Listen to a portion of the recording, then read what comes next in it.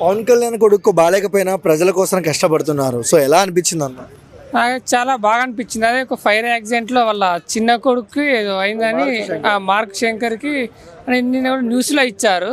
But Pawan Kalyan ఎట్లా అంటే గిరిజన ప్రాంతానికి వెళ్ళి అక్కడ వాళ్ళకి సమస్య ఉందని అక్కడే ఉన్నాడు అన్నట్టు.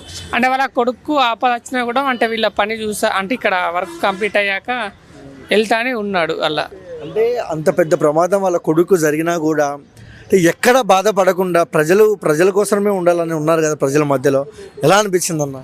నాకైతే ఎలా అనిపిస్తుంది అంటే ఒక మంచి గ్రేట్ లీడర్ అనిపిస్తుంది అన్నట్టు.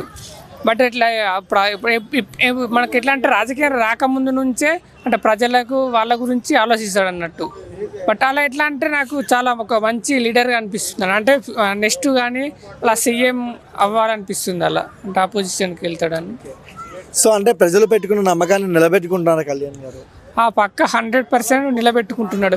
అంటే ప్రతి అక్కడ చేసే వర్క్ నుంచి ప్రతి ఒక్కటి దగ్గరుండి చేపిస్తున్నాడు. అంటే రోడ్లైనా వాళ్ళు వేసే రోడ్లు ఎలా ఉన్నాయని మళ్ళీ అంటే టెస్ట్ చేస్తున్నాడు అన్నట్టు. అక్కడ టెస్ట్ చేసి దగ్గరుండి వేపిస్తున్నాడు అన్నట్టు. ప్రతి ఒక్కటి అంటే వాళ్ళకు ఏం అంటే డొక్క సీతమ్మ క్యాంటీన్ కూడా ఉండాలని అది కానీ అలా ప్రతి ఒక్కటి చేస్తున్నాడు అన్నట్టు. అలా ఓవరాల్గా పవన్ కళ్యాణ్ గురించి ఏం చెప్తావు?